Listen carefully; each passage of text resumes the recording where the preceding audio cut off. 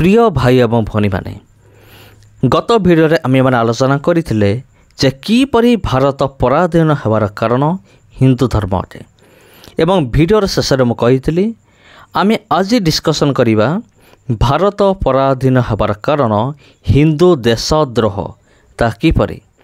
तेबे प्रिय बंधुगण आपण जदि पार्ट 1 देखि नांती आपण देखि परिबे।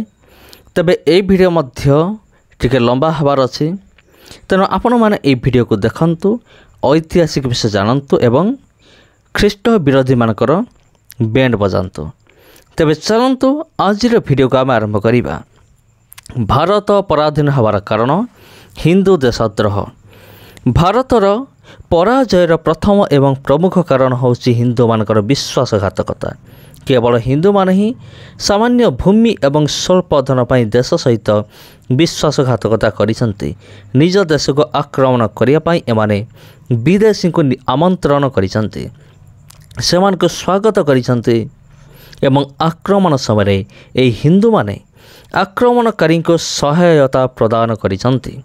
एही विश्वासघातक माने निजर सैन्य बाहिनी को आक्रमणकारी को दौथिले एवं जो राजा माने आक्रमणकारी मानको एही भूमिरो विताड़ित करने को रण क्षेत्र में उपस्थित होते एमाने सही राजांक विरुद्ध रे युद्ध करुथिले। एही विश्वासघातक मानक गाथा इतिहास पृष्ठार अनेक स्थान लिपिबद्ध होइछि। एही सवर्ण अर्थात उच्च जाति बोलाउथिबा हिंदू माने देश सहित किपरि विश्वासघात करिसंती एवं एमानक पई भारत किभଳି भावरे पराधीन होइछि ए संपर्क में सम्यक आलोचना करिबा। ग्रीक वीर अलेक्जेंडर भारत को आसिबा समय एठारे महापद्मनंद शासन थिला। महापद्मनंद मंत्री चाणक्यंक विश्वासघातकता द्वारा भारतीय राजा मानकर पराजय घटिला। मगध उपरे आक्रमण करिया पई चंद्रगुप्त मौर्य अलेक्जेंडर को निकट को उपहार पठाइथिले एवं एही उपहार को ब्राह्मण चाणक्य नहीं राजांक निकट को जाइथिले। ख्रीष्टपूर्व 327 रे तक्षशिला राजा अंबी एवं पुरुंक मध्य युद्ध होइतिला। उभय हिंदू राजा थिले एवं पश्चिम भारत रे समानकर साम्राज्य थिला। अंबीक निमंत्रण क्रमे अलेक्जेंडर पुरुंक विरुद्ध युद्ध करिबा समय अंबी अलेक्जेंडर को सहाय्य करथिले। पुरु पराजित होई बंदी हेले। पुरु प्रचुर धन रत्न सुना रूपा हीरा लीला दास दासी एवं युवती कन्या मान को अलेक्जेंडर को अर्पण करी हाथ जोड़ी क्षमा भिक्षा मागिबा परे प्राणदान पाइले।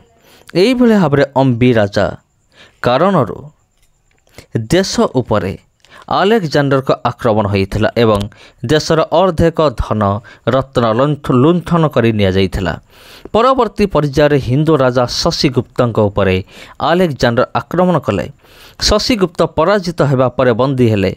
से मध्य पुरुंक भली हीरा लीला मोती माणिक्य एवं झियो भंकु देई निजर राज्य फेरी पाइथिले। राज्य फेरी पाइया परे पुरु जेपरि अलेक्जेंडर को साहाय्य करिया जाई निज देशर राजा मान विरुद्ध युद्ध करिया लगिले। शशिगुप्त मध्य देशीय राजा मान को गोटी गोटी करी विनाश करिया संकल्प कले। शेष में यही परिस्थिति उपजिला जे देशर समस्त हिंदू राजा पराजित हेले। स्मरण रहिबा उचित जे चाणक्य तक्षशिला निकट में अलेक्जेंडर को सहित चंद्रगुप्त मौर्य साक्षात कराइथिला। से मूल्यवान वस्तुगुड़िक सहित एक सुंदरी ब्राह्मण कन्या अलेक्जेंडर को भेटी देइथिले। अलेक्जेंडर मगध आक्रमण करने समय चाणक्य निजर तालीम प्राप्त सैन्य मान को अलेक्जेंडर को अर्पण करथिले। अलेक्जेंडर निजर साम्राज्य विस्तार करने को देशीय राजा मान ऊपर आक्रमण करने समय पुरु निजर सैन्य बाहिनी को अलेक्जेंडर को पक्ष युद्ध करने को पठाइथिले। पुरु को हराइबा पई अंबी अलेक्जेंडर को सहाय्य करथिले एवं अलेक्जेंडर अंबी उपरे आक्रमण करने समय से मध्य हीरा लीला सहित शह शह कन्या अलेक्जेंडर को अर्पण करी राज्य मागिदेले। ଆଲେକଜାଣ୍ଡର ଶଶିଗୁପ୍ତଙ୍କ ଉପରେ ଆକ୍ରମଣ କରିବା ସମୟରେ ଶଶିଗୁପ୍ତ ନିଜର ପରାଜୟ ସ୍ୱୀକାର କରି ଅମ୍ବି ଏବଂ ପୁରୁଙ୍କ ପଥ ଅନୁସରଣ କରିଥିଲେ। ଏପରିକି ସେ ନିଜର କନ୍ୟାକୁ ମଧ୍ୟ ଆଲେକଜାଣ୍ଡରକୁ ଭେଟି ଦେଇଥିଲେ। ଏହା ସହିତ ହିନ୍ଦୁ ରାଜାମାନଙ୍କୁ ହରାଇବାକୁ ଆଲେକଜାଣ୍ଡରକୁ ସମସ୍ତ ପ୍ରକାର ସହାୟତା କରିବାକୁ ପ୍ରତିଶ୍ରୁତି ଦେବାରୁ ତାଙ୍କୁ ତାଙ୍କର ରାଜ୍ୟ ମିଳିଲା। ମାନବ ଏବଂ କ୍ଷୁଦ୍ରକ ମିଳିତ ଭାବେ ଆଲେକଜାଣ୍ଡରକୁ ପ୍ରତିରୋଧ କରିବାକୁ ଯୋଜନା କଲେ। ମାତ୍ର ଶଶିଗୁପ୍ତ ନିଜର ସେନା ସହିତ ଦେଶୀୟ ରାଜ୍ୟ ମାଳବ ଏବଂ କ୍ଷୁଦ୍ରକଙ୍କ ବିରୁଦ୍ଧରେ ଆଲେକଜାଣ୍ଡରକୁ ସାହାଯ୍ୟ ପ୍ରଦାନ କଲେ। ଯୁଦ୍ଧ ସମୟରେ କ୍ଷୁଦ୍ରକ ନିଜର ପରାଜୟ ସୁନିଶ୍ଚିତ ଜାଣି ବହୁ ମୂଲ୍ୟ ଉପହାର ଗୁଡ଼ିକ ଆଲେକଜାଣ୍ଡରକୁ ପ୍ରଦାନ କରି ତାଙ୍କ ନିକଟରେ ଆତ୍ମସମର୍ପଣ କଲେ। ସେ ଆତ୍ମସମର୍ପଣ କରିବା ସମୟରେ ଅନ୍ୟ ହିନ୍ଦୁ ରାଜାମାନଙ୍କୁ ଗୋଲାମ ବନାଇବା ପାଇଁ ଆଲେକଜାଣ୍ଡରକୁ ସାହାଯ୍ୟ କରିବାକୁ ପ୍ରତିଶ୍ରୁତି ଦେଇଥିଲେ। ଆଲେକଜାଣ୍ଡର ଅନ୍ୟ ହିନ୍ଦୁ ରାଜାମାନଙ୍କ ଉପରେ ଆକ୍ରମଣ କରିବା ସମୟରେ କ୍ଷୁଦ୍ରକ ଆଲେକଜାଣ୍ଡରଙ୍କ ସପକ୍ଷରେ ଯୁଦ୍ଧ କରିଥିଲେ। ମୌର୍ଯ୍ୟ, ପୁରୁ, ଅମ୍ବି, ଶଶିଗୁପ୍ତ ଏବଂ କ୍ଷୁଦ୍ରକ ଏ 5 ଜଣ ହିନ୍ଦୁ ରାଜା ଆଲେକଜାଣ୍ଡରକୁ ସାହାଯ୍ୟ କରି ଦେଶ ଉପରେ ଆକ୍ରମଣ କରାଇଲେ। ନିଜ ଦେଶର ଧନ ରତ୍ନ ନିଜର ଝିଅ ବୋହୂମାନଙ୍କୁ ଆଲେକଜାଣ୍ଡରକୁ ପ୍ରଦାନ କଲେ ଏବଂ ଅନ୍ୟ ହିନ୍ଦୁ ରାଜାମାନଙ୍କୁ ଗୋଟି ଗୋଟି କରି ପରାଜିତ କରାଇଲେ। ଏମାନେ ସ୍ୱୟଂ ଆଲେକଜାଣ୍ଡରଙ୍କ ସେନା ସହିତ ମିଶି ନିଜ ଦେଶର ହିନ୍ଦୁ ରାଜାମାନଙ୍କ ବିରୁଦ୍ଧରେ ଯୁଦ୍ଧ କରିଥିଲେ। କିନ୍ତୁ ଏହି ସମସ୍ତ ରାଜାମାନେ ଶେଷରେ ନିଜର ବିଶ୍ୱସ୍ତତାର ପୁରସ୍କାର ମାଗିବାରୁ ଆଲେକଜାଣ୍ଡର ଏମାନଙ୍କ ଅବସ୍ଥା ମଧ୍ୟ ଶୋଚନୀୟ କରିଦେଲେ। ଯବନଙ୍କର ପ୍ରଥମ ଭାରତ ଆକ୍ରମଣ ମଧ୍ୟ ଏହିଭଳି ହୋଇଥିଲା। ଏହା ପଛରେ ହିନ୍ଦୁମାନଙ୍କର ବିଶ୍ୱାସଘାତର ଏକ ଲମ୍ବା ଇତିହାସ ରହିଛି। ଖ୍ରୀଷ୍ଟପୂର୍ବ 180ରୁ 190 ପୂର୍ବେ ବ୍ୟାକ୍ଟ୍ରିଆର ଡିମିତ୍ରିୟସ୍ ହିନ୍ଦୁମାନଙ୍କର ବିଶ୍ୱାସଘାତ କାରଣରୁ ହିଁ ଭାରତ ଉପରେ ଆକ୍ରମଣ କରିଥିଲେ। ମୌର୍ଯ୍ୟ ବଂଶର ଶେଷ ସମ୍ରାଟ ବୃହଦତ୍ତ ଶାସନ କରୁଥିବା ସମୟରେ ଡିମିତ୍ରିୟସ୍ଙ୍କ ଜ୍ୱାଇଁ ମିନାନ୍ଦର ଭାରତ ଆସିଥିଲେ। ସେହି ସମୟରେ ପୁଷ୍ୟମିତ୍ର ଶୃଙ୍ଗ ନାମକ ବ୍ରାହ୍ମଣ ବୃହଦତ୍ତଙ୍କର ମନ୍ତ୍ରୀ ଥିଲେ। ଏହି ବ୍ରାହ୍ମଣ ମନ୍ତ୍ରୀ ବ୍ୟାକ୍ଟ୍ରିଆର ଡିମିତ୍ରିୟସ୍ଙ୍କ ଜ୍ୱାଇଁ ମିନାନ୍ଦରଙ୍କ ନିକଟକୁ ନିମନ୍ତ୍ରଣ ପଠାଇଥିଲେ ଯେ ଆପଣ ବୃହଦତ୍ତଙ୍କ ଉପରେ ଆକ୍ରମଣ କରନ୍ତୁ, ମୁଁ ସେନାକୁ ଯୁଦ୍ଧ କରିବାରୁ ବିରତି କରାଇବି ଏବଂ ଯୁଦ୍ଧ ସମୟରେ ବିଦ୍ରୋହ ଘୋଷଣା କରି ହିନ୍ଦୁ ସେନାକୁ ଆପଣଙ୍କ ସେନା ସହିତ ମିଶାଇ ଦେବି। ଆପଣ ବୃହଦତ୍ତଙ୍କୁ ମାରି ଇଚ୍ଛା ମୁତାବକ ଧନ ଭାରତରୁ ନେଇଯାଇପାରିବେ। ରାଜାଙ୍କ ବିରୁଦ୍ଧରେ ମନ୍ତ୍ରୀଙ୍କର ବିଦ୍ରୋହର ପତ୍ର ପାଇ ମିନାନ୍ଦର ବୃହଦତ୍ତଙ୍କ ଉପରେ ଆକ୍ରମଣ କରିବାକୁ ପ୍ରତିଶ୍ରୁତି ଦେଇଥିଲେ। ମିନାନ୍ଦର ଆକ୍ରମଣ କରିବା ସମୟରେ ବୃହଦ୍ରଥ ସୈନ୍ୟବାହିନୀ ପ୍ରସ୍ତୁତିରେ ବ୍ୟସ୍ତ ଥିଲେ। ପୁଷ୍ୟମିତ୍ର ଶୃଙ୍ଗ ବୃହଦତ୍ତଙ୍କ ଅନ୍ତେ ରାଜା ହେବାର ଆଶ୍ୱାସନା ମିନାନ୍ଦରଙ୍କ ନିକଟରୁ ପାଇଲେ। ବୃହଦତ୍ତ ସେନା ନିରୀକ୍ଷଣ କରୁଥିବା ସମୟରେ ବ୍ରାହ୍ମଣ ମନ୍ତ୍ରୀ ରାଜାଙ୍କୁ ହତ୍ୟା କରି ସ୍ୱୟଂ ରାଜଗାଦି ଅକ୍ତିଆର କରିନେଲେ। ପୁଷ୍ୟମିତ୍ର ଶୃଙ୍ଗ ଅନେକ ଗାଡ଼ିରେ ହୀରା ଲୀଳା ଏବଂ ସବାରିରେ ହଜାର ହଜାର ହିନ୍ଦୁ ଯୁବତୀମାନଙ୍କୁ ମିନାନ୍ଦରଙ୍କ ନିକଟକୁ ପଠାଇଥିଲେ। ବ୍ରାହ୍ମଣ ପୁଷ୍ୟମିତ୍ର ଶୃଙ୍ଗ ରାଜଗାଦିରେ ବସିବା ପରେ ଶାକ୍ୟ ଏବଂ ମୌର୍ଯ୍ୟ ବଂଶର ବୌଦ୍ଧମାନଙ୍କୁ ହତ୍ୟା କଲେ ଏବଂ ସେ ଘୋଷଣା କଲେ ଯେ ଜଣେ ବୌଦ୍ଧ ଧର୍ମୀର ମୁଣ୍ଡ କାଟି ଆଣିବା ଲୋକକୁ 100 ଦିନାର ପୁରସ୍କାର ଦିଆଯିବ। ବୌଦ୍ଧ ଧର୍ମୀମାନଙ୍କୁ ଜଣ ଜଣ କରି ଖୋଜି ହତ୍ୟା କରାଯାଇଥିଲା। ପୁଷ୍ୟମିତ୍ର ଶୃଙ୍ଗ ଜଣେ ଆତତାୟୀ ଏବଂ ଜଲ୍ଲାଦ ରାଜା ଥିଲେ। ସମସ୍ତ ହିନ୍ଦୁ ରାଜାମାନେ ତାଙ୍କୁ ନିଜର ଶତ୍ରୁ ରୂପେ ଗ୍ରହଣ କରୁଥିଲେ। ପରିଣାମ ସ୍ୱରୂପ ଏହି ରାଜାମାନେ ମିଳିତ ହୋଇ ପୁଷ୍ୟମିତ୍ର ଶୃଙ୍ଗଙ୍କ ବିରୁଦ୍ଧରେ ମିନାନ୍ଦରକୁ ଭାରତ ଉପରେ ଆକ୍ରମଣ କରିବାକୁ ନିମନ୍ତ୍ରଣ ପଠାଇଥିଲେ। ରାଜା ବୃହଦତ୍ତଙ୍କୁ ନିଜର ବ୍ରାହ୍ମଣ ମନ୍ତ୍ରୀ ପୁଷ୍ୟମିତ୍ର ଶୃଙ୍ଗ ଯେଉଁଭଳି ଭାବରେ ହତ୍ୟା କରି ଶାସନ ଗାଦିରେ ବସିଥିଲେ, ଶୃଙ୍ଗ ବଂଶର ଶେଷ ରାଜା ଦେବଭୂତିଙ୍କୁ ତାଙ୍କର ବ୍ରାହ୍ମଣ ମନ୍ତ୍ରୀ ସମ୍ରାଟଙ୍କ ଦାସୀ ପୁତ୍ର ଦ୍ୱାରା ମରାଇ ବସୁଦେବ ବଂଶର ଶାସନ ପ୍ରତିଷ୍ଠା କରିଥିଲେ। ବସୁଦେବ ବଂଶର ରାଜ୍ୟ ଶାସନ उत्पीड़न एवं निर्यातनार शासन थिला। वसुदेव वंशर चतुर्थ राजांग समय हिंदू एवं जैन माने मिसी शक मान आक्रमण करथिले। से समय पार्थियन राजांक विरुद्ध विश्वासघात करिबारु शक मान राजा माड़ मारी राज्यरू विताड़ित करदेइथिले। एमाने शरण पाइबा पई घुरी बुलुथिले। सेही समय वसुदेवଙ୍କ विरुद्ध आक्रमण करने हिंदू माने शक मान आक्रमण आमंत्रण जनाइले। एही निमंत्रण पाई शक माने हिंदू राजा वसुदेवଙ୍କ उपरे आक्रमण कले। एही समय हिंदू ब्राह्मण माने निज देशर राजांक विरुद्ध शक मान सहायता करथिले। ब्राह्मण मानकर विश्वासघातकता जोगु भारत में हिंदू राज्य समाप्त होई शक मान शासन प्रतिष्ठित हैला। यह परठारु शह शह वर्ष धरी शक माने एही देशर शासक होई रहिले।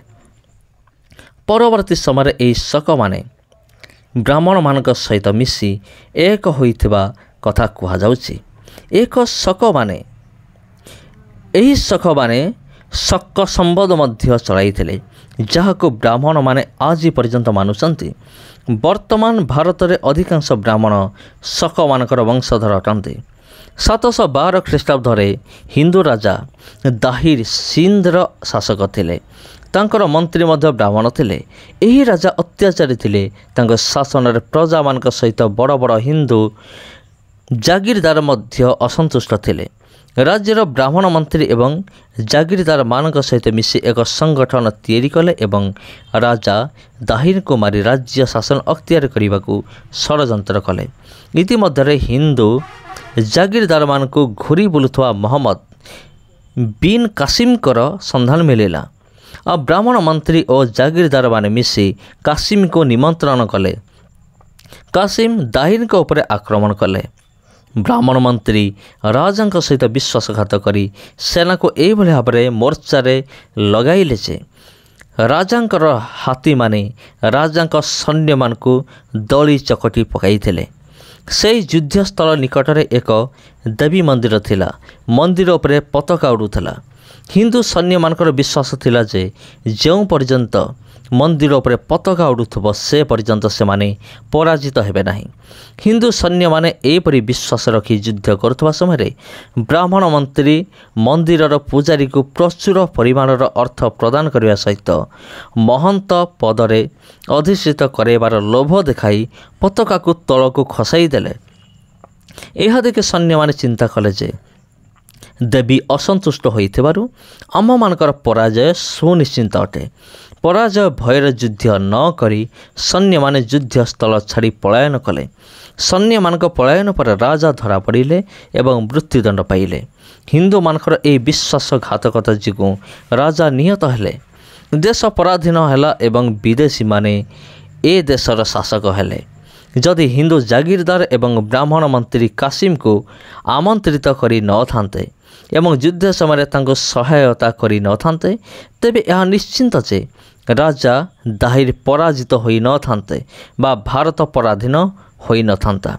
पश्चिम चीन रे हुण माने कुषाण मान को मारी राज्य विताड़ित करदेले। ए पलातक कुषाण माने भारत को आसी पंजाब सिंधु एवं मथुरा अधिकार करी काश्मीर पर्यंत मारी चलिले। हिंदू राजा माने एही कुषाण मानकर राजा कनिष्क को देवता भली पूजा कले। परवर्ती अवस्था ए कुषाण माने हिंदू हो गले। ब्राह्मण मानकर विश्वासघात जोगु हिंदू कनिष्कंकर मृत्यु होइथिला। कनिष्क रोगग्रस्त थिबा अवस्था तांकर ब्राह्मण मंत्री षड्यंत्र करी तांको हत्या करथिले। 870 ख्रीष्टाब्द तुर्की माने काबुल आक्रमण करने समय सेठारे जयपाल नामक हिंदू राजा शासन करुथिले। हिंदू जागीरदार माने राजांक विरुद्ध युद्ध करने को तुर्क मान को निमंत्रण कले। जागीरदार मानक ठारू आमंत्रण पाई तुर्की माने बाबुल आक्रमण कले। यही आक्रमण रे हिंदू जागीरदार माने तुर्की मान को सहायता देले। निजर जागीरदार हिंदू माने तुर्की मानक पक्षधर होई राजांक विरुद्ध युद्ध करुवा देखि जयपाल निजर पराजय स्वीकार करी आत्महत्या कले। काबुल रे एही हिंदू राजांकर मृत्यु हिंदू शासनर शेष वर्ष थिला। यह परठारु काबुल रो हिंदू शासन समाप्त होई गला। ହିନ୍ଦୁ ବିଶ୍ୱାସଘାତକତା କାରଣରୁ 1100 ବର୍ଷ ପୂର୍ବରୁ କାବୁଲ ହିନ୍ଦୁ ଅଧୀନରୁ ବାହାରି ଯାଇ ଆଜି ପର୍ଯ୍ୟନ୍ତ ମୁସଲମାନମାନଙ୍କ ଅଧୀନରେ ରହିଛି। କାବୁଲରେ ଯେଉଁ ହିନ୍ଦୁ ଲୋକମାନେ ଥିଲେ ସେମାନେ ମଧ୍ୟ ମୁସଲମାନ ହୋଇଗଲେ। ଏହା କେବଳ ହିନ୍ଦୁମାନଙ୍କର ବିଶ୍ୱାସଘାତ ଯୋଗୁଁ ସମ୍ଭବ ହେଲା। ଗଜନୀର ସୁଲତାନ ମାମୁଦ 11ଶହ ଶତାବ୍ଦୀରେ ଭାରତ ଉପରେ ଆକ୍ରମଣ କରି କନୌଜ ଏବଂ ମଥୁରାକୁ ଲୁଣ୍ଠନ କଲେ। ସେହି ସମୟରେ ବ୍ରାହ୍ମଣ ପୂଜାରୀମାନେ ସୋମନାଥ ମନ୍ଦିରର ଦ୍ୱାର ଖୋଲି ଦେଇଥିଲେ। ମାମୁଦ ସୋମନାଥ ମନ୍ଦିର ଲୁଣ୍ଠନ କଲେ ଏବଂ ହିନ୍ଦୁମାନଙ୍କର ଭଗବାନ ଶଙ୍କରକୁ ଭାଙ୍ଗି ଦେଇଥିଲେ। ଆକ୍ରମଣକାରୀମାନେ ଶହ ଶହ ପାଲିଙ୍କିରେ ହିନ୍ଦୁ ମହିଳା ଏବଂ ପୁରୁଷଙ୍କୁ ଭରି ଆରବ ନେଇଗଲେ। ଆରବ ସ୍ଥାନର ଛକମାନଙ୍କରେ ଏହି ପୁରୁଷଙ୍କୁ 10 ଅଣାରେ ଏବଂ ମହିଳାମାନଙ୍କୁ 5 ଅଣାରେ ନିଲାମ କରିଦେଲେ। ଆମେମାନେ ପୂର୍ବ ଅଧ୍ୟାୟରେ ଜାଣିସାରିଛନ୍ତି ଯେ ହିନ୍ଦୁମାନଙ୍କ ପରାଜୟର କାରଣ ସେମାନଙ୍କର ବିଳାସ ପ୍ରିୟତା ଅଟେ। ଯେଉଁଠାରେ ବିଶ୍ୱାସଘାତର ପ୍ରଶ୍ନ ଉଠେ ରାଜା ଜୟଚନ୍ଦ୍ରଙ୍କ ନାମ ପ୍ରଥମେ ଆସିଥାଏ। ରାଜା ଜୟଚନ୍ଦ୍ର ପୃଥ୍ୱୀରାଜଙ୍କ ବିରୁଦ୍ଧରେ ମହମ୍ମଦ ଘୋରୀଙ୍କୁ ନିମନ୍ତ୍ରଣ ପଠାଇଥିଲେ ଯେ ତୁମେ ଭାରତକୁ ଆସି ପୃଥ୍ୱୀରାଜଙ୍କ ଉପରେ ଆକ୍ରମଣ କର, ମୁଁ ମୋର ସେନା ସହିତ ତୁମକୁ ସାହାଯ୍ୟ କରିବି। ଜୟଚନ୍ଦ୍ରଙ୍କ ବ୍ରାହ୍ମଣ ମନ୍ତ୍ରୀ ଏହି ନିମନ୍ତ୍ରଣ ନେଇଯାଇଥିଲେ। ଏହାପରେ ଘୋରୀ ପୃଥ୍ୱୀରାଜ ଉପରେ ଆକ୍ରମଣ କଲେ। ଏହି ଯୁଦ୍ଧରେ ଘୋରୀ ହାରିବା ଅବସ୍ଥାରେ ଥିବା ସମୟରେ ଜୟଚନ୍ଦ୍ର ପୃଥ୍ୱୀରାଜଙ୍କ ସୈନ୍ୟ ଉପରେ ଆକ୍ରମଣ କଲେ। ତେଣୁ ଘୋରୀ ନିଶ୍ଚିନ୍ତ ପରାଜୟ ଅବସ୍ଥାରେ ଥାଇ ମଧ୍ୟ ବିଜୟୀ ହେଲେ। ପୃଥ୍ୱୀରାଜ ପରାଜିତ ହୋଇ ନିହତ ହେଲେ। ଏହା ଏପରି ଏକ ମହତ୍ତ୍ୱପୂର୍ଣ୍ଣ ଦିନ ଥିଲା ଯେଉଁଦିନ ଜଣେ ହିନ୍ଦୁ ରାଜାଙ୍କ ବିଶ୍ୱାସଘାତକତା ପାଇଁ ଦେଶରେ ପରାଧୀନତାର ଭିତ୍ତିପ୍ରସ୍ତର ସ୍ଥାପିତ ହେଲା। ସେହି ଦିନଠାରୁ ହଜାର ହଜାର ବର୍ଷ ଧରି ଦେଶ ପରାଧୀନ ହୋଇ ରହିଲା। ମହମ୍ମଦ ଘୋରୀ ଭାରତ ଉପରେ ଆକ୍ରମଣ କରିବା ସମୟରେ ମହଦାର ରାଜା ଥିଲେ ଚନ୍ଦେଲ ପରମାର। ପୃଥ୍ୱୀରାଜଙ୍କ ସହିତ ପରମାରମାନଙ୍କର ଶତ୍ରୁତା ଥିଲା।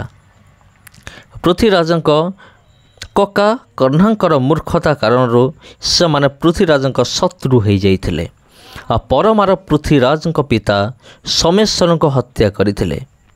କନୌଜର ଚନ୍ଦ୍ର ଜୟଚନ୍ଦ୍ରଙ୍କ ବ୍ୟତୀତ ସେହି ସମୟରେ ସୋଲାଙ୍କିମାନେ ଗୁଜରାଟର ଶାସକ ଥିଲେ। ସେମାନେ ମଧ୍ୟ ମହମ୍ମଦ ଘୋରୀଙ୍କ ନିକଟକୁ ପତ୍ର ଲେଖି ବ୍ରାହ୍ମଣ ମନ୍ତ୍ରୀ ହାତରେ ପଠାଇଥିଲେ ଯେ ଆପଣ ପୃଥ୍ୱୀରାଜଙ୍କ ଉପରେ ଆକ୍ରମଣ କରନ୍ତୁ, ଆମ୍ଭେମାନେ ଆପଣଙ୍କୁ ସାହାଯ୍ୟ କରିବୁ। ଏହି ସୋଲାଙ୍କି ଏବଂ ରାଠୋରମାନଙ୍କ ଆକ୍ରମଣ କ୍ରମେ ଘୋରୀ 12,000 ସୈନ୍ୟ ନେଇ ଭାରତ ଉପରେ ଆକ୍ରମଣ କଲେ।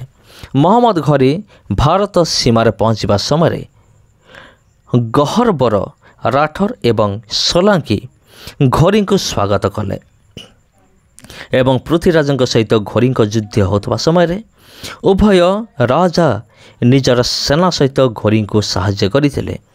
ଏହିମାନେ ହିଁ ପୃଥ୍ୱୀରାଜଙ୍କୁ ପରାଜିତ କରି ଦେଶକୁ ପରାଧୀନ କରାଇଲେ। କେତେକ ହିନ୍ଦୁ ରାଜା ଜୟ କରି ବିଦେଶୀ ଆକ୍ରମଣକାରୀମାନଙ୍କ ସହିତ ମିଶିଗଲେ ଏବଂ ନିଜ ଦେଶର ରାଜାମାନଙ୍କ ବିରୁଦ୍ଧରେ ଲଢ଼ିଥିଲେ। ସେହି ରାଜାମାନଙ୍କ ମଧ୍ୟରୁ ଆନନ୍ଦପାଳ ଅନ୍ୟତମ, ଯାହାଙ୍କର କୁକୀର୍ତ୍ତି ସର୍ବବିଦିତ ଅଟେ। ଘୋରୀ ରାଜା ଆନନ୍ଦପାଳଙ୍କ ପୁତ୍ରର ଜୀବନ ରକ୍ଷା କରିଥିବା କାରଣରୁ ଘୋରୀଙ୍କ ପ୍ରତି କୃତଜ୍ଞତା ଜଣାଇବାକୁ ଆନନ୍ଦପାଳ ବିନା ନିମନ୍ତ୍ରଣରେ ପୃଥ୍ୱୀରାଜଙ୍କ ବିରୁଦ୍ଧରେ ଘୋରୀଙ୍କୁ ସାହାଯ୍ୟ କରିବାକୁ ଯୁଦ୍ଧ କ୍ଷେତ୍ରରେ ପହଞ୍ଚିଥିଲେ। ଏକଥା ସତ୍ୟ ଯେ ଯଦି ଆନନ୍ଦପାଳ ସେହି ସମୟରେ ଘୋରୀଙ୍କୁ ସାହାଯ୍ୟ କରିନଥାନ୍ତେ ତେବେ ଘୋରୀଙ୍କ ପରାଜୟ ନିଶ୍ଚିନ୍ତ ଥିଲା। ମହମ୍ମଦ ଘୋରୀ ଯେଉଁ ସମୟରେ ବିଜୟ ଅଭିଯାନ ଚଳାଇଥିଲେ ସେହି ସମୟରେ କଚ୍ଛର ରାଜା ମହିରାମଙ୍କ ରାଣୀ ଘୋରୀଙ୍କ ସହିତ ମିଶି ନିଜର ସ୍ୱାମୀକୁ ବିଷ ପିଆଇ ମାରିଦେଇଥିଲେ ଏବଂ ନିଜ ରାଜ୍ୟକୁ ଘୋରୀ ହାତରେ ଅର୍ପଣ କରିଥିଲେ। ଘୋରୀ ଦୁର୍ଗ ଉପରେ ଆକ୍ରମଣ କରିବା ସମୟରେ ସେହି ରାଣୀ ଆଗେଇ ଯାଇ ଦୁର୍ଗର ଦ୍ୱାର ଖୋଲିଦେଲେ ଏବଂ ମହମ୍ମଦ ଘୋରୀ ଦୁର୍ଗ ମଧ୍ୟକୁ ପ୍ରବେଶ କରି ତାହାଙ୍କୁ ଅଧିକାର କରିନେଲେ। କେବଳ ହିନ୍ଦୁ ପୁରୁଷ ନୁହନ୍ତି, ହିନ୍ଦୁ ନାରୀମାନେ ମଧ୍ୟ କମ୍ ବିଶ୍ୱାସଘାତୀ ନୁହନ୍ତି। ଏ ରାଣୀଙ୍କ ଆଶା ଥିଲା ଯେ ଘୋରୀ ତାଙ୍କର ଝିଅକୁ ପାଟରାଣୀ କରିନେବେ। ଏହିଭଳି ଭାବରେ ନିଜ ଝିଅକୁ ଆକ୍ରମଣକାରୀଙ୍କୁ ଅର୍ପଣ କରିବା ସହିତ ଭାରତର ଏହି ହିନ୍ଦୁ କ୍ଷତ୍ରାଣୀ ନିଜର ପତିକୁ ମାରି ଦୁର୍ଗକୁ ଯବନମାନଙ୍କ ହସ୍ତରେ ଅର୍ପଣ କରିଦେଲେ। ଦେଶର ସ୍ୱାଧୀନତା ସହିତ ବିଶ୍ୱାସଘାତର ସବୁଠାରୁ ଅଧିକ ପ୍ରଭାବ ଥିଲା ମୋଗଲ ସମ୍ରାଟ ବାବରଙ୍କ ଭାରତ ଆକ୍ରମଣ ସମୟରେ ରାଣା ସାଙ୍ଗା ପତ୍ର ଲେଖି ବ୍ରାହ୍ମଣ ମନ୍ତ୍ରୀ ହାତରେ ବାବରଙ୍କ ନିକଟକୁ ପଠାଇଥିଲେ ଯେ ସେ ଭାରତ ଉପରେ ଆକ୍ରମଣ କରି ଇବ୍ରାହିମ ଲୋଦିଙ୍କୁ ପରାଜିତ କରି ଶାସନ ଗାଦି ଅଧିକାର କରନ୍ତୁ। ସେ ଉକ୍ତ ପତ୍ରରେ ଏକଥା ମଧ୍ୟ ଆଶ୍ୱାସନା ଦେଇଥିଲେ ଯେ ଲୋଦି ସହିତ ଆପଣଙ୍କର ଯୁଦ୍ଧ ହେଉଥିବା ସମୟରେ ମୁଁ ଆପଣଙ୍କୁ ସମସ୍ତ ପ୍ରକାର ସାହାଯ୍ୟ ଯୋଗାଇ ଦେବି। ଏହିଭଳି ଭାବରେ ରାଣା ପ୍ରତାପଙ୍କ ପୂର୍ବଜ ବାବରଙ୍କୁ ଆକ୍ରମଣ କରି ଭାରତ ଉପରେ ଆକ୍ରମଣ କରାଇଲେ ଏବଂ ଦେଶ ସହିତ ବିଶ୍ୱାସଘାତ କରି ବାବରଙ୍କୁ ସାହାଯ୍ୟ କରିଥିଲେ। ବାବର ବିଜୟ ହୋଇ ଦିଲ୍ଲୀ ସିଂହାସନ ଅଧିକାର କରିବା ଦିନଠାରୁ ଏହି ଦେଶ 1000 ବର୍ଷ ପର୍ଯ୍ୟନ୍ତ ପରାଧୀନ ହୋଇ ରହିଲା। ସ୍ମରଣ ରହିବା ଉଚିତ ଯେ ଭାରତ ଇତିହାସରେ ଜୟଚନ୍ଦ୍ର ଏବଂ ରାଣା ସାଙ୍ଗାଙ୍କ ଦ୍ୱାରା ସଂଗଠିତ ଏହିଭଳି କାର୍ଯ୍ୟ ବିଶ୍ୱ ଇତିହାସ ପୃଷ୍ଠାରେ ଭାରତର ହିନ୍ଦୁ କ୍ଷତ୍ରିୟ ରାଜା ଏବଂ ବ୍ରାହ୍ମଣ ମନ୍ତ୍ରୀଙ୍କ ମଥାରେ ଏଭଳି କଳଙ୍କର ଚିତା ଲଗାଇ ରଖିଛି ଯାହା କେବେ ବିଲୋପ ହେବ ନାହିଁ। ଏକଥା ମଧ୍ୟ ପ୍ରଣିଧାନ ଯୋଗ୍ୟ ଯେ ରାଣା ସାଙ୍ଗା ଯେଉଁ ବାବରଙ୍କୁ ଆମନ୍ତ୍ରିତ କରି ଏଠାରେ ଯୁଦ୍ଧ କରାଇଥିଲେ ସେହି ବାବର ରାଣା ସାଙ୍ଗାଙ୍କ ଉପରେ ଆକ୍ରମଣ କଲେ। ରାଣା ସାଙ୍ଗା ବାବରଙ୍କ ବିରୁଦ୍ଧରେ ଯୁଦ୍ଧ କରିବାକୁ ଖାନୁଆଠାରେ ଉପସ୍ଥିତ ହେଲେ, କିନ୍ତୁ ଲୋଦିଙ୍କୁ ହରାଇବା ପାଇଁ ସାଙ୍ଗା ବାବରଙ୍କୁ ସାହାଯ୍ୟ କରିବା ସଙ୍ଗେ ସଙ୍ଗେ ଦେଶ ସହିତ ବିଶ୍ୱାସଘାତ କରିଥିଲେ। 1727 ଖ୍ରୀଷ୍ଟାବ୍ଦରେ ସାଙ୍ଗା ଏବଂ ବାବରଙ୍କ ମଧ୍ୟରେ ଅନୁଷ୍ଠିତ ଯୁଦ୍ଧରେ ରାୟସିନ ଏବଂ ସାରଙ୍ଗପୁରର ହିନ୍ଦୁ ରାଜା ସିଲହାଦି ବାବରଙ୍କ ସହିତ ସମ୍ମିଳିତ ହୋଇ ସାଙ୍ଗାଙ୍କ ବିରୁଦ୍ଧରେ ଯୁଦ୍ଧ କଲେ। ଜୟପୁରରେ କଚ୍ଛଦାହ ରାଜାମାନଙ୍କର ଶାସନ ଥିଲା। ଆକବରଙ୍କ ସମୟରେ ଏହି ବଂଶର ରାଜା ମାନ ସିଂ ଶାସନ କରୁଥିଲେ। ରାଣା ପ୍ରତାପ ଚିତ୍ତୋରର ରାଜା ଥିଲେ। ଉଭୟଙ୍କ ମଧ୍ୟରେ ସୀମା ବିବାଦରୁ ଶତ୍ରୁତା ଥିଲା। ରାଜା ମାନ ସିଂ ନିଜର ଭଉଣୀ ଯୋଧ୍ୟାବାରକୁ ଆକବରଙ୍କ ସହିତ ବିବାହ ଦେବା ସଙ୍ଗେ ସଙ୍ଗେ ନିଜର ସୈନ୍ୟ ସାମନ୍ତ ନେଇ ବାବରଙ୍କ ସହିତ ମିଳିତ ହେଲେ। ଆକବର ରାଜା ମାନ ସିଂଙ୍କୁ ନିଜର ସେନାର ସେନାପତି କରିଦେଲେ। ମାନ ସିଂ ରାଣା ପ୍ରତାପଙ୍କ ବିରୁଦ୍ଧରେ ଯୁଦ୍ଧ ଘୋଷଣା କଲେ। ଯୁଦ୍ଧରେ ରାଣା ପରାଜିତ ହୋଇ ଜଙ୍ଗଲକୁ ପଳାୟନ କଲେ ଏବଂ ଚିତ୍ତୋରର ପରାଧୀନ ହେଲା। ବାବରଙ୍କ ନାତି ଆକବରଙ୍କ ସମୟରେ ସମଗ୍ର ଦେଶରେ ମୋଗଲ ବଂଶର ଶାସକ ସ୍ଥାପିତ ହୋଇଥିଲା। ମୋଗଲମାନଙ୍କର ପ୍ରମୁଖ ପ୍ରତିଦ୍ୱନ୍ଦ୍ୱୀ ସାଙ୍ଗାଙ୍କ ବଂଶଜ ରାଣା ପ୍ରତାପ ପରାସ୍ତ ହୋଇଥିଲେ। ଏହି ଦେଶରେ ମୁସଲମାନ ସାମ୍ରାଜ୍ୟ ବିସ୍ତାର ପାଇଁ ହିନ୍ଦୁ ରାଜାମାନେ ହିଁ ସହାୟକ ହୋଇଥିଲେ। ଏହି ହିନ୍ଦୁ ରାଜାମାନେ ଜଣ ଜଣ ହୋଇ ମୋଗଲ ସମ୍ରାଟଙ୍କ ଦାସତ୍ୱ ସ୍ୱୀକାର କରି ନେଇଥିଲେ ଏବଂ ବାଦଶାହଙ୍କ ସେନା ସହିତ ନିଜର ସେନାକୁ ସାମିଲ କରାଇ ଅନ୍ୟ ହିନ୍ଦୁ ରାଜାମାନଙ୍କ ବିରୁଦ୍ଧରେ ଯୁଦ୍ଧ କରିଥିଲେ। ପରିଣାମ ସ୍ୱରୂପ ଏହି ହିନ୍ଦୁ ରାଜାଙ୍କ ସହାୟତାରେ ସମଗ୍ର ଭାରତବର୍ଷରେ ଅନ୍ୟ ହିନ୍ଦୁ ରାଜାମାନେ ବାଦଶାହଙ୍କ ନିକଟରୁ ଗୋଟି ଗୋଟି କରି ପରାଜିତ ହେଲେ ଏବଂ ସମଗ୍ର ଭାରତବର୍ଷରେ ମୁସଲମାନ ବାଦଶାହଙ୍କ ଶାସନ ପ୍ରତିଷ୍ଠିତ ହୋଇଥିଲା। ହୁମାୟୁନଙ୍କ ଠାରୁ ମୋଗଲ ବଂଶର ଶେଷ ସମ୍ରାଟ ମହମ୍ମଦ ଶାହା ଜାଫରଙ୍କ ପର୍ଯ୍ୟନ୍ତ ଏପରି କୌଣସି ବାଦଶାହ ନଥିଲେ ଯାହାଙ୍କର ଶହ ଶହ ହିନ୍ଦୁ ସ୍ତ୍ରୀମାନେ ରକ୍ଷିତ ଭାବରେ ଏବଂ 4-6 ଜଣ ଲେଖାଏଁ ରାଜକୁମାରୀ ମୁସଲମାନ ବାଦଶାହଙ୍କର ରାଣୀ ପାଟରାଣୀ ନଥିଲେ। ଜାହାଙ୍ଗୀର ଏବଂ ଶାହଜାହାନ 2 ଜଣ ହିନ୍ଦୁ ରାଣୀଙ୍କ ପୁତ୍ର ଥିଲେ, ଯେଉଁମାନେ ଲକ୍ଷ ଲକ୍ଷ ହିନ୍ଦୁ ଜନତା ଏବଂ ଅନେକ ହିନ୍ଦୁ ଜାଗିରଦାର ଏବଂ ରାଜାମାନଙ୍କୁ ଇସଲାମ ଧର୍ମରେ ଦୀକ୍ଷିତ କରାଇଥିଲେ। ଶିବାଜୀ ଏବଂ ଗୁରୁ ଗୋବିନ୍ଦ ସିଂ 2 ଜଣ ଏହିପରି ବୀର ଜନ୍ମ ହୋଇଥିଲେ ଯେଉଁମାନେ ମୋଗଲଙ୍କ ବିରୁଦ୍ଧରେ ଯୁଦ୍ଧ କରିଥିଲେ, କିନ୍ତୁ ଏହି ହିନ୍ଦୁମାନେ ହିଁ ଶିବାଜୀଙ୍କୁ ସୁଦ କହି ରାଜା ମାନିବାକୁ ମନା କରିଦେଲେ ଏବଂ ଗୁରୁ ଗୋବିନ୍ଦ ସିଂଙ୍କ 2 ପୁତ୍ରଙ୍କ ଠିକଣା ଜଣାଇ ସେମାନଙ୍କୁ କାନ୍ଥ ମଧ୍ୟରେ ସମାଧି ଦେଇଥିଲେ। ୟୁନାନୀୟ ଏବଂ ମୁସଲମାନମାନଙ୍କ ସମୟରେ ହିନ୍ଦୁ ବିଶ୍ୱାସଘାତର ଯେଉଁ ପଦ୍ଧତି ଚାଲିଥିଲା ତା ଇଂରେଜ ଏବଂ ପର୍ତ୍ତୁଗାଲମାନଙ୍କ ସମୟରେ ମଧ୍ୟ ଥିଲା। ହିନ୍ଦୁମାନଙ୍କର ବିଶ୍ୱାସଘାତ କାରଣରୁ ହିଁ ପର୍ତ୍ତୁଗାଲି, ଡଚ୍, फ्रेंच और इंग्रेज माने भारत को आसिले। एमानक विश्वासघात कारण भारत उपरे मुसलमान एवं गोरा मानक अधिकार प्रतिष्ठित है। भारतर दक्षिण भाग गोआरे जामोरिन नामक हिंदू राजा शासन करुले। से हिंदू राजा निजर ब्राह्मण मंत्री को हाथ में पोर्तुगाल राजा निकट को संदेश प्रेरण करते जे पोर्तुगाली माने भारत को आसी एठारे बेपार वाणिज्य करंतु। एही संदेश पाई पोर्तुगाल बादशाह भास्को डा गामा को भारत पठाई। भास्को डा गामा 1496 भारत को आसिले। राजा स्वयं भास्को डा गामा को स्वागत जनाइथिले। अन्य हिंदू राजा मान सहित जामोरिन संघर्ष चलिबार से भास्को डा गामा माध्यम पोर्तुगाली सैन्य को भारत को आनिले। এই পর্তুগালী সৈন্যମାନେ ପ୍ରଥମେ ଅନ୍ୟ ହିନ୍ଦୁ ରାଜାମାନଙ୍କୁ ପରାଜିତ କରିବା ପରେ ସ୍ୱୟଂ ଜାମୋରିନଙ୍କ ଉପରେ ଆକ୍ରମଣ କରିଦେଲେ।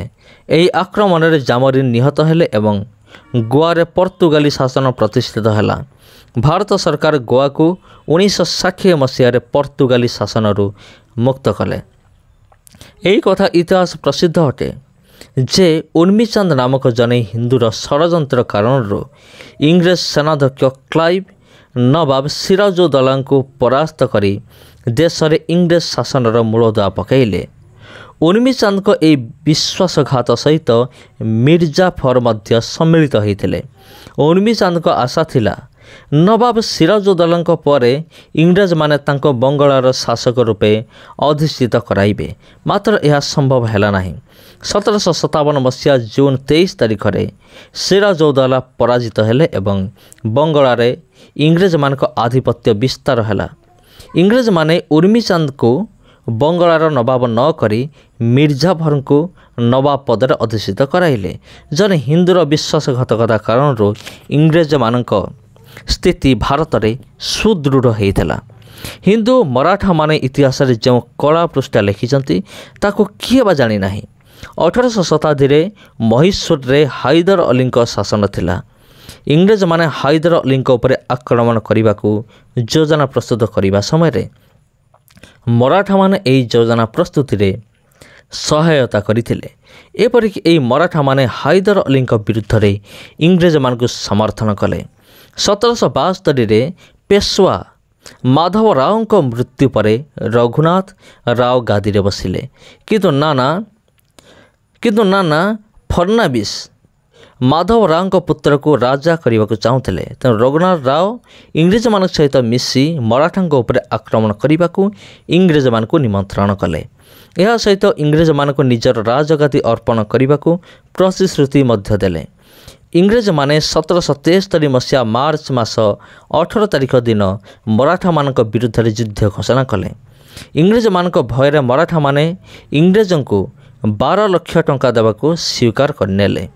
इतिहास जना जाए जे जो समय इंग्रेज माने मराठा उपर आक्रमण करते से समय हैदर अली मराठा को साहाय्य करने सहित निजर राज्य को सुरक्षित रखिपारे। इंग्रेज एवं मराठा मध्य जेते थर युद्ध होइछि हैदर अली मराठा सपक्ष युद्ध करते, किंतु इंग्रेज माने हैदर अली उपर आक्रमण करने समय कौन से मराठा हैदर अली को साहाय्य करनथिले। यह मध्य हैदर अली मृत्यु हो जाइथिला। तांकर पुत्र टीपू सुल्तान गादी रे बसिले। इंग्रेज माने टीपू सुल्तान उपर आक्रमण करने समय टीपू दूत पठाई अन्य मराठा मान सहायता लोड़िले, मात्र यही हिंदू मराठा माने टीपू सुल्तान को साहाय्य कले नहीं। 1792 मसीह हिंदू विश्वासघात कारण टीपू को इंग्रेज मान सहित संधि करिया को पड़िला। यही युद्ध में मराठा माने इंग्रेज मान को अर्धेक राज्य अर्पण कले। टीपू प्रदत्त यही अर्धेक राज्य को इंग्रेज एवं मराठा माने निज मध्य समान समान भाव में बांटी नेले। मराठा मानकर देशद्रोह एतिक सीमित नथिला। यही मराठा माने इंग्रेज मान को प्रवर्ताई निजाम को विरुद्ध युद्ध कराइले एवं यही युद्ध में इंग्रेज मान को समर्थन कर युद्ध कले। निजाम बाध्य होई इंग्रेज मान सहित संधि कले एवं निजर अर्धेक राज्य देले। यही अर्धेक राज्य को मध्य इंग्रेज एवं मराठा माने बांटी नेले। दक्षिण पश्चिम रे दौलत राव सिंधिया, जसवंत राव होलकर एवं पेशवा ବାଜିରାଓ 3 ଜଣ ହିନ୍ଦୁ ରାଜା ଥିଲେ। ପେଶୱା ୱେଲସ୍ଲିଙ୍କ ସହିତ ବେସିନ୍ ନାମକ ସ୍ଥାନରେ ସନ୍ଧି କଲେ। ଏହି ସନ୍ଧିର ଫଳସ୍ୱରୂପ ସେ ଇଂରେଜକୁ ବାର୍ଷିକ 20 ଲକ୍ଷ ଟଙ୍କା ଦେବାକୁ ସହମତ ହେଲେ ଏବଂ ସିନ୍ଧିଆ ଓ ହୋଲକରଙ୍କ ଉପରେ ଆକ୍ରମଣ କରିବାକୁ ସମ୍ମତି ପ୍ରଦାନ କଲେ। ଏ ପେଶୱା ଜଣେ ବ୍ରାହ୍ମଣ ରାଜା ଥିଲେ। ଇଂରେଜମାନେ 1803 ମସିହାରେ ସିନ୍ଧିଆଙ୍କ ଉପରେ ଆକ୍ରମଣ କଲେ ଏବଂ ଏଥିରେ ସିନ୍ଧିଆ ପରାଜିତ ହେଲେ। ସିନ୍ଧିଆଙ୍କ ପରାଜୟ ପରେ 1804 ମସିହାରେ ଫରୁଖାବାଦଠାରେ ୱେଲସ୍ଲି ହୋଲକରଙ୍କ ଉପରେ ଆକ୍ରମଣ କଲେ। ଏହି ଆକ୍ରମଣରେ ପେଶୱା ଇଂରେଜମାନଙ୍କୁ ସହାୟତା ପ୍ରଦାନ କରିଥିଲେ। ପରେ ବିଶ୍ୱାସଘାତୀ ପେଶୱାଙ୍କ ଉପରେ ମଧ୍ୟ ଇଂରେଜମାନେ ଆକ୍ରମଣ କରି ତାଙ୍କ ରାଜ୍ୟ ଅଧିକାର କରିନେଲେ। ଏହିଭଳି ଭାବେ ମଧ୍ୟ ଭାରତରେ ହିନ୍ଦୁ ରାଜା ସିନ୍ଧିଆ ଏବଂ ହୋଲକର ସହିତ ସମଗ୍ର ମରାଠା ଅଞ୍ଚଳ ଇଂରେଜଙ୍କ ଶାସନାଧୀନ ଥିଲା। ୱେଲସ୍ଲି ଚତୁର୍ଥ ଥର ମହୀଶୂର ଆକ୍ରମଣ କଲେ। ଏହି ଯୁଦ୍ଧରେ ହିନ୍ଦୁ ରାଜାମାନେ ୱେଲସ୍ଲିଙ୍କୁ ସାହାଯ୍ୟ କଲେ। ଟିପୁ ସୁଲତାନ ବୀରତ୍ୱ ସହକାରେ ଯୁଦ୍ଧ କରି ହିନ୍ଦୁମାନଙ୍କର ବିଶ୍ୱାସଘାତ କାରଣରୁ ପରାଜିତ ହୋଇ ନିହତ ହେଲେ। ହିନ୍ଦୁମାନଙ୍କର ବିଶ୍ୱାସଘାତର ପୁରସ୍କାର ସ୍ୱରୂପ ଇଂରେଜମାନେ ସେମାନଙ୍କୁ ଉକ୍ତ ରାଜ୍ୟ ପ୍ରଦାନ କଲେ।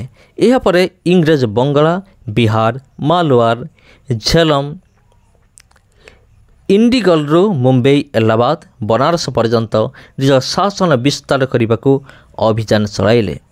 ତାଞ୍ଜୋରର ହିନ୍ଦୁ ଶାସକ, ସୁରତର ହିନ୍ଦୁ ରାଜା ଏବଂ କର୍ଣ୍ଣାଟକର ନବାବଙ୍କ ଉପରେ ୱେଲସ୍ଲି ଆକ୍ରମଣ କରିବା ସମୟରେ ଇଂରେଜଙ୍କ କୃପାରୁ ରାଜ୍ୟ ପାଇଥିବା ହିନ୍ଦୁ ରାଜାମାନେ ୱେଲସ୍ଲିଙ୍କୁ ସହାୟତା ପ୍ରଦାନ କଲେ। ଉକ୍ତ ତାଞ୍ଜୋର, ସୁରଟ ଓ କର୍ଣ୍ଣାଟକର ଦେଶୀୟ ରାଜ୍ୟଗୁଡ଼ିକୁ ହରାଇ ଇଂରେଜମାନେ ନିଜର ଶାସନାଧୀନ କରିଦେଲେ। ଏହି ହିନ୍ଦୁମାନଙ୍କ ବିଶ୍ୱାସଘାତ କାରଣରୁ ହିଁ ସମ୍ପୂର୍ଣ୍ଣ ଦକ୍ଷିଣ ପଶ୍ଚିମ ଭାରତ ଇଂରେଜଙ୍କ ଅଧିକୃତ ହେଲା। ଭାରତର ଉତ୍ତରରୁ ଦକ୍ଷିଣ ଏବଂ ପୂର୍ବରୁ ପଶ୍ଚିମ ପର୍ଯ୍ୟନ୍ତ ଇଂରେଜଙ୍କ ଶାସନାଧୀନ ହେବା ସମୟରେ ପଞ୍ଜାବରେ ଶିଖମାନେ ଶାସନ କରୁଥିଲେ। ସେହି ସମୟରେ ପଞ୍ଜାବର ଶାସକ ଥିଲେ ଶିଖ ରଣଜିତ ସିଂ। ସେ ଜଣେ ବାହାଦୁର ଶାସକ ଥିଲେ। ହିନ୍ଦୁମାନଙ୍କର ଅବିଶ୍ୱସନୀୟତା ସମ୍ପର୍କରେ ସେ ଭଲ ଭାବରେ ପରିଚିତ ଥିଲେ ଏବଂ ସେଥିପାଇଁ ସେ ସର୍ବଦା ସତର୍କ ରହୁଥିଲେ। ସେ ସତଲେଜ ନଦୀ ସୀମା ଅତିକ୍ରମ ନ କରିବାକୁ ଇଂରେଜମାନଙ୍କୁ ସତର୍କ କରାଇ ଦେଇଥିଲେ। ଏହି ସୀମା ଅତିକ୍ରମ କରିବାକୁ ଇଂରେଜମାନେ ମଧ୍ୟ ସାହସ କରିନଥିଲେ। କିନ୍ତୁ ହିନ୍ଦୁମାନେ ଏହି ଶିଖ ସମ୍ରାଟଙ୍କ ସହିତ ମଧ୍ୟ ବିଶ୍ୱାସଘାତ କରିବାକୁ ପଶ୍ଚାତପଦ ହେଲେ ନାହିଁ। ଶିଖ ସମ୍ରାଟ ରଣଜିତ ସିଂଙ୍କୁ ଯୁଦ୍ଧରେ ପରାଜିତ କରିବାକୁ ହିନ୍ଦୁମାନେ ସକ୍ଷମ ନ ହେବାରୁ ସେମାନେ ରୋଷେୟା ଦ୍ୱାରା ସମ୍ରାଟକୁ ବିଷ ଦେଇଥିଲେ। ଏହି ରୋଷେୟା ମଧ୍ୟ ହିନ୍ଦୁ ଥିଲା। କିନ୍ତୁ ରଣଜିତ ସିଂ ସତର୍କତା ସ୍ୱରୂପ ସେ ଖାଦ୍ୟକୁ କୁକୁରକୁ ଦେଇଦେଲେ। ଉକ୍ତ ଖାଦ୍ୟ ଖାଇ କୁକୁରର ମୃତ୍ୟୁ ହେଲା। ଏହାପରେ ରଣଜିତ ସିଂ ସେ ବ୍ରାହ୍ମଣ ରୋଷେୟାକୁ ମୃତ୍ୟୁଦଣ୍ଡ ପ୍ରଦାନ କଲେ। ରଣଜିତ ସିଂଙ୍କ ସେନାପତି ହିନ୍ଦୁ ଥିଲା। ସେ ଇଂରେଜମାନଙ୍କୁ ସହଯୋଗ କଲା।